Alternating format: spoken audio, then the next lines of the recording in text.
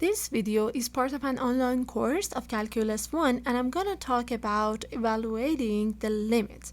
So let's take f as a function. If f is a function,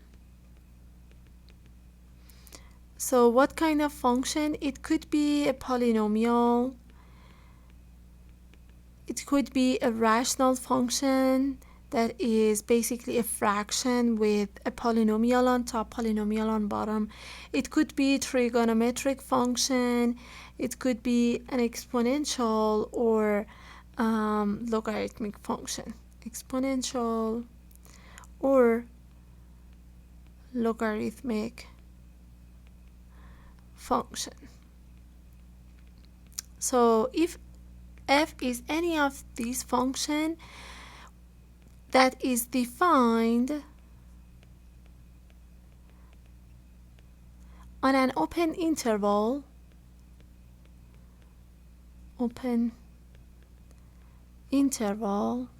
containing x equals to a, then, so let me explain this part first. When we say that the function f is defined on an open interval containing a, we mean what? We mean that we have an interval on the domain of the function f that has a in it, and this interval is around a, and the function f is basically defined on that interval. If we have this situation, then the limit of f of x as x goes to a, to evaluate that limit, all you need to do is to just plug in the limit into the function, and then we get the answer. So let me write this one in here, and let me go over some examples to see how it goes. So if we have the function x squared minus 1 and we want to take the limit of that as x goes to 0, so this is a polynomial, and all you need to do is just plugging a, which is 0 here, into the function. So I get 0 squared minus 1, so I get negative 1. Another example, if we want to calculate the limit of x plus 1 over x squared minus 1 as x goes to 2. Okay, so what is that? It's a fraction. It's a rational function. All I need to do is to just plug in 2 into here, so I get 2 plus 1 over 2 squared minus 1, so I get 3 over 3, which is 1. Very good. Now let's have an example of a trigonometric function, like the limit of cosine of x as x goes to pi. Okay, for that, since this function cosine of x is defined on an open interval containing pi, then all I need to do is to just plug in pi into there, and then I get negative 1 again. So that's the answer. Let's have one example of exponential function as x goes to 0. Okay, this is an exponential function. I just need to plug in 0 in there, so it would be what? E to the power of 0, which is 1. And then the last one, look at all my examples, all of them the answer is 1, but this is not in general. And ln of x as x goes to e, for example. Okay, this is a logarithmic function defined on an open interval containing e, so I just need to plug it in there. Ln of e is 1. Okay, so for polynomials, rational function, trigonometric, exponential, and logarithmic functions, I just need to just plug in the point into there. So we have limit laws, and limit laws help us to evaluate the limit. So let f and g be functions that are defined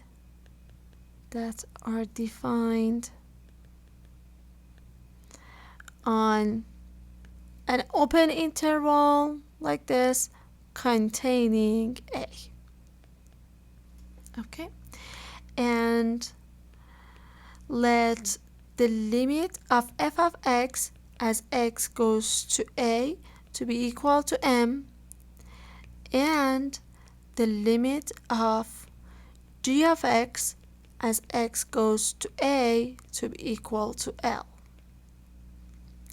Then we have these laws. The first one is constant law. Basically, the limit of any constant as x goes to a would be equal to, let me just explain it. When we have a constant function, so the constant function could be somewhere here. This is y equals to c. As you see, if we have a in here, the limit as x goes to a would be always c. So based on constant law, the limit of any constant as x goes to a is equal to c. Then we have sum law, which says what? The limit of f of x plus g of x. F of x plus g of x. The summation of two functions, if x goes to a, is equal to the limit of the first one plus the limit of the second one. Okay? So the addition of functions, all you need to do is to just take the limit of this one and then add to the limit of this one. I can write this as m plus L, like this. Okay, this is true also if we have the subtraction of the functions. I just need to find the limit of this one, subtract it from the limit of that one. Okay, then we have the constant multiple law, which says what? Which says that the limit of a constant times a function as x goes to a, okay, it is like the constant. I can bring this out and then take the limit of f of x, and I can say that it would be c times the limit of f, since the limit of f is equal to m. So if you want to find the limit of a constant times a function, you just find the limit of the function and then multiply it by a constant. Then we have product law. So it would be what? The limit of f of x dot g of x as x goes to a. You can guess. You need to find the limit of f of x, which is m, and then multiply it by the limit of g of x, which is L. Right? Since we defined f and g like that. So you just need to find the limit of f and then multiply it by the limit of g. Okay? Then we have quotient law.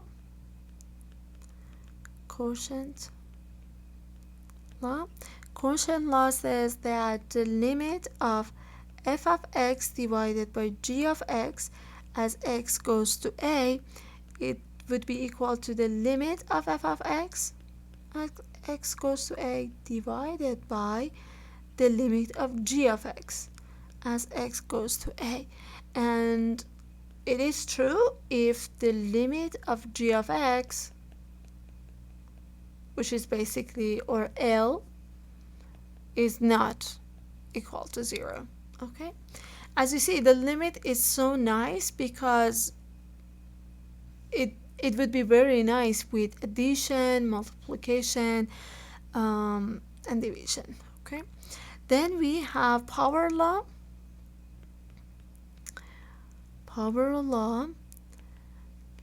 Which says what? The limit of a function to the power of n as x goes to a. You can guess. You just need to find the limit of f of x as x goes to a and then raise it to the power of n for any positive integer n. Positive integer n. Okay, then we have the last law, which is called root law, and the limit of nth root of a function as x goes to a. Okay, you can also guess this one. You just need to take the limit of f of x as x goes to a and then take the nth root of it. If n is odd, then this is true for all L. By L, I mean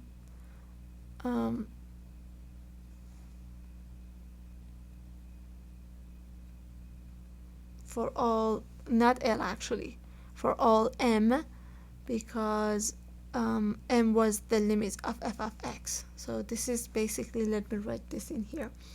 This is nth root of M for all M. But if n is even, this is true for all M that are positive, and f of x also need to be positive. Okay, let me move this one and here, so that this is the restriction that we have, and we have this restriction always for nth root. Okay, now let me have one example. So the limit of square root of x squared plus 1 divided by x minus 3 as x goes to 4. Okay, we want to find that limit.